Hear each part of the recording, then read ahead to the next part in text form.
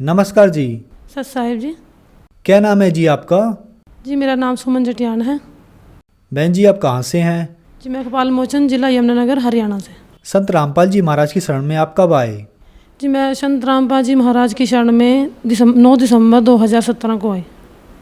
संत रामपाल जी महाराज की शरण में आने से पहले क्या आप कोई भक्ति साधना भी करती थी? संत रामपाल जी महाराज की शरण में आने से पहले मैं देवी देवताओं की भक्ति करती थी और पितृ पूजा करना, सोमवार के व्रत रखना, देवी की मतलब दुर्गा की पूजा करना या फिर श्याम जी के जैसे एकादशी के व्रत रखना, ये सब पूजाएं करते थे। इन सभी भक्ति करने से मेरे को कोई लाभ नहीं हुआ। हमारे घर में बहुत ज़्यादा क्लेश रहता था। शादी के बाद जैसे मेरे हस्बैंड ड्रिंक करते थे, वो लड़ाई झगड़े करते थे। उन दिनों मैं व्रत भी रखती थी। कई बार तो ऐसा होता था जैसे मैंने व्रत रखा है, शाम को जैसे मैंने पूजा करनी है, उसी टाइम जैसे ये ड्रिंक करके आए हैं, लड़ाई झगड़े होते थे, बहुत क्लेश होते थे, मतलब कोई सुख नहीं था उस टाइम। बहन जी, संत रामपाल जी महाराज की शरण में आने का क्या कारण बना, कैसे आना हुआ? सर संत रामपाल जी महाराज की शरण में मैं ऐसी आई कि 2014 में अगस्त में यमुनानगर में डाइट कॉलेज में जैसे मेरा एज ए प्रोजेक्ट के अंडर एक मास्टर ट्रेनर में नंबर पड़ा, तो उस टाइम वहाँ पे एक मैडम रहते थे, तो वो भी मेरी तरह इतने जिज्ञासु थे कि परमात्मा जैसे एक कहते हैं कौन है, कैसे हैं। वो भी बताते थे कि मैं भी व्रत रखती हूँ। वो भी मेरी तरह मतलब आन उपासनाएँ करते थे, देवी दुर्गा की पूजा करना या मतलब दूसरे देवताओं को मानना। उन दौरान मतलब भागवत पढ़ रही थी, जैसे मेरे फ़ोन में डिजिटल में मैंने भागवत की हुई थी। मेरे को पंजाबी आती थी, संस्कृत नहीं आती थी, तो मेरी जिज्ञासा बहुत थी कि ऐसा इसमें क्या है, हर कोई पढ़ता है। तो उन दिनों वो मैडम भी ऐसे ही पढ़ रहे थे। मेरे को अभी भी याद है कि जब यहाँ पे कुरुक्षेत्रा में गीता जयंती में मेरे को एक मैडम आते थे हमारे साइकोलॉजी के, उन्होंने हमें एक किताब दी जिनका नाम था गहरी नज़र गीता में। तो वो कहते हैं कि गीता जयंती पे कुछ लोग मतलब ये पुस्तकें लेके मतलब बता रहे थे कि ये पढ़नी चाहिए। तो मैंने सोचा कि आप भागवत पढ़ते हो तो आप लोगों के लिए ले आऊँ। सभी ने अपने डोर में रख दी। तो मेरे को इतनी जिज्ञासा थी कि मैं फ़ोन से छोड़ के मैंने सोचा कि फ़ोन में दिक्कत पड़ती है तो मैं इसको पढूं। जब मैंने उनको पढ़ा तो मैंने उन मैडम को बताया जो मेरे साथ क्लर्क है वहाँ पे। तो वो कहते हैं मैडम नहीं ऐसे सुना मैंने इनके बारे में। मैंने कहा आप ज्ञान पढ़ो ना, पहले ये देखो कि इसमें कितने अच्छे तरीके से एक्सप्लेन किया है कि मैं जो डिजिटल में पढ़ती मेरे को समझ नहीं आती थी, अभी अच्छे से समझ आ रही है। तो ऐसे ही वो मेरे साथ समझने लगे। ऐसे ही पढ़ते पढ़ते हमारे अंदर जिज्ञासा हुई कि ये तो बहुत अच्छे संत हैं, समाज में इतना सुधार कर रहे हैं और मतलब पूर्ण तरीके से की भक्ति इन्होंने बताई है। तो मैंने उनको मैडम को कहा कि आप पता करो कि नाम दीक्षा कैसे ले सकते हैं इनसे। 1 साल ऐसे ही सर बीत चुका था। तो दूसरी जो गीता जयंती आई उस पर वो मैडम और उनके हस्बैंड वहाँ गीता जयंती पे उन भक्तों से ही उन्होंने पूछा कि नाम दीक्षा कैसे ले सकते हैं। तो हमने नाम दीक्षा के बारे में पता किया, तो हमने 9 दिसंबर 2017 को नाम दीक्षा प्राप्त की संत रामपाल जी महाराज से। बहन जी, हमने सुना है कि श्रद्धालुओं को संत रामपाल जी महाराज से नाम दीक्षा लेने के बाद बहुत सारे लाभ प्राप्त होते हैं, तो क्या आपको भी लाभ प्राप्त हुए?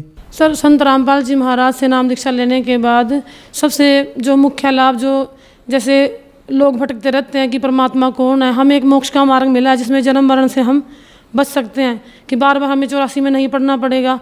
हमें आज पता चला कि हम जो ये दुख भोग रहे हैं हमारे पीछे के जो प्रारब्ध हैं उनकी वजह से ये है। लेकिन सारे गुरु कहते हैं कि ये प्रारब्ध आपको भोगना पड़ेगा। सिर्फ संत रामपाल जी महाराज जी ये कहते हैं कि सद्भक्ति अगर आप करते हो, उस पूर्ण परमात्मा की भक्ति आप करते हो, तो आपको ये भोगने नहीं पड़ेंगे। तो सबसे मुख्य लाभ तो ये है कि मुझे मोक्ष का ये मार्ग मिला। दूसरा लाभ सर जी ये हुआ कि जैसे ही मैंने नाम दीक्षा दिसंबर 17 में ली थी, 2-3 महीने के बाद मैंने कुछ भक्तों से बात की। मेरे को पता चला कि भक्तों के कैंसर तक के रोग ठीक हो जाते हैं।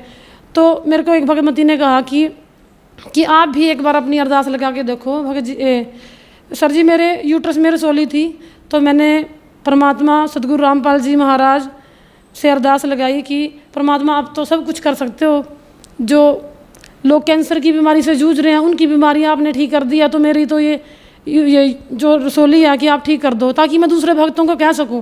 मैं लोगों को इतने दृढ़ विश्वास से 3-4 महीने के बाद ही कहना शुरू कर दिया था कि इतने लाभ देते हैं। मैं भक्तों की सुनती थी, लेकिन कि मेरे साथ होगी तो मैं दूसरों को कह सकती हूँ कि मेरे साथ ये चीज़ हुई है।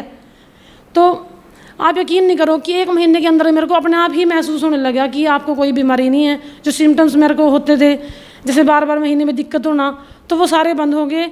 और जैसे ही मैंने अल्ट्रासाउंड दोबारा से, एक यमुनानगर में गाबा हॉस्पिटल है, उनसे ही मैंने 1 साल पहले अल्ट्रासाउंड कराया था, तो उन्होंने रसोली बताई थी मेरे को। 1 महीने बाद जैसे ही मैंने टेस्ट कराया, उन्हीं से ही मैंने टेस्ट कराने के बाद पता चला कि आपके यूट्रस में रसोली नहीं है। तो दूसरा फ़ायदा मेरे को ये हुआ कि मेरे यूट्रस में जो रसोली थी वो ठीक होगी परमात्मा संत रामपाल जी महाराज की दया से। और इसके बाद जो मेन जिस वजह से घर में क्लेश रहता था, परेशानी होती थी, हम कहीं भी बैठ नहीं सकते थे, उठ नहीं सकते थे। सर जी जैसे मेरे हस्बैंड ड्रिंक करते थे तो वो लड़ाई झगड़ा करते, हमें ये लगता था कि किसी संगति में पड़े हुए हैं इस वजह से ये करते हैं। लेकिन जैसे ही जैसे पंडितों से ये ज्योतिष से दिखाते थे कि वो कहते थे कि इनके बीच में इतनी वो हो जाएगी कि उनकी जो शादी है वो टूट सकती है, उनका तलाक भी हो सकता है। उन्होंने यहाँ तक कह दिया था कि इनकी आपस में बनेगी नहीं। और जब मेरे हस्बैंड ड्रिंक करते तो ये कहते थे कि इसको ले जाओ, इनके घर छोड़ाओ, मैं इसको नहीं रखूँगा। तो तलाक तक की नौबत हमारे घर में आई थी, जो संत रामपाल जी महाराज की वजह से आज मैं उसी घर में हूँ, बिल्कुल शांति से हूँ। और सर जी मेरे और मेरे हस्बैंड की नाम दीक्षा लेने के बाद हमने एक दिन, मेरी जो सास है वो राधा स्वामी डेरा ब्यास, उन्होंने नाम दीक्षा ली हुई थी। वो हर संडे को सत्संग में जाते थे, पूजा करते थे। कई साल उन्होंने ये नाम भी रखा, लेकिन उनको कोई भी फ़ायदा नहीं था। उनका बीपी बढ़ता था, उनके घुटनों में दर्द रहता था, परेशान रहते थे। ऐसे ही परेशानी को देख के हम भी परेशान रहते थे कि ये सारा दिन परेशान है, बीमार रहते हैं, दवाइयों का इतना खर्चा होता था। तो मेरे हस्बैंड ने एक बार उनको ये कहा कि आप हमारे साथ हमारे सत्संग में चला करो, एक बार आप सत्संग सुनो, ज्ञान समझो कि आप जहाँ जाते हो वहाँ से आपको आराम नहीं लगेगा। तो सर जी हमारे जो सास हैं वो एक बार हमारे साथ सत्संग में गए, उन्होंने ज्ञान सुना, फिर हम उनको दोबारा अपने साथ सत्संग में ले गए। ऐसे ही उन्होंने 2-3 बार सत्संग सुनने के बाद उन्होंने कहा कि मेरे को नाम दीक्षा दिलवा दो, ये ज्ञान बहुत सही है कि मैं अब तक जो साधना कर रही थी या जो फिर नाम जपती थी वो सही नहीं था। संत रामपाल जी महाराज से उन्होंने जब नाम दीक्षा ली उनको बहुत फ़ायदे हुए, उनका बीपी अब नॉर्मल आता है, कंट्रोल में रहता है, संत रामपाल जी महाराज की दया से बिल्कुल ठीक है। बहन जी आप एक एजुकेटेड पर्सन हैं और आप एक टीचर भी हैं, तो जो दर्शक आज आपको देख रहे हैं आप उन्हें क्या संदेश देना चाहेंगी? सर मैं उनको ये संदेश देना चाहूँगी कि पहले लोग अनपढ़ थे, पढ़े लिखे नहीं थे। पंडित लोग जो पढ़ के अपने ग्रंथ में से बता देते थे या फिर मुल्ला काजी जो बता देते थे, लोग उस पर विश्वास कर लेते थे। लेकिन आज सारा समाज पढ़ा लिखा है, युवा वर्ग आज शिक्षित है, वो खुद अपने ग्रंथों को देखे, जांचे, परखें, उसमें ये बताएं कि जो संत रामपाल जी महाराज अपने सत्संग के द्वारा जो ज्ञान लोगों को प्रदान कर रहे हैं वो अपने उस ग्रंथ में उसका मिलान करें और उस ज्ञान को समझें। आप देख रहे हैं कि हमारे जो भारत नहीं विश्व में भी काफ़ी लोग संत रामपाल जी के ज्ञान को सुनने के बाद उनके नाम को ग्रहण कर रहे हैं। डिजिटल में भी कई पुस्तक सेवाओं के ऑर्डर आते हैं कि लोग पढ़ते हैं, किताबें मंगाते हैं। किताब पढ़ने के बाद, किसी को सत्संग सुनने के बाद या फिर टीवी पर जो चैनल आते हैं वो सुनने के बाद लोग बहुत ज़्यादा जुड़ रहे हैं, जिनको आर्थिक, मानसिक और शारीरिक काफ़ी लाभ हो रहे हैं। तो मैं जो पढ़ा लिखा समाज है उनसे यही प्रार्थना करना चाहूँगी कि एक बार संत रामपाल जी महाराज के सत्संग सुने, उनके ज्ञान को समझे। ऐसा ना हो अपना इतना कीमती जो जीवन है उसको ऐसे ही व्यर्थ कर दे। हम पढ़ लिख के इतने चालाक हो जाते हैं कि हम ये सोचते हैं कि जो ज्ञान है वो मेरे अंदर ही है, कोई दूसरा हमें समझा नहीं सकता। या फिर ये कहते हैं कि हमें तो गुरु बनाने की ज़रूरत नहीं है। जब हम पढ़ते थे हमें थोड़ा ये लगता था कि गुरु बनाना कोई ज़रूरी नहीं है, लेकिन जब इंसान पे दुख आते हैं, तकलीफ़ आती है, तो वो परमात्मा की तरफ देखता है। परमात्मा को मिलाने का काम गुरु करता है। और इस संसार में इस समय खुद कबीर साहिब परमेश्वर संत रामपाल जी महाराज के चोले में आए हुए हैं, तो आप उनसे नाम दीक्षा लें और अपना सद्भक्ति मार्ग लेकर कल्याण करवाएं। संत रामपाल जी महाराज से नाम उपदेश कैसे ले सकते हैं?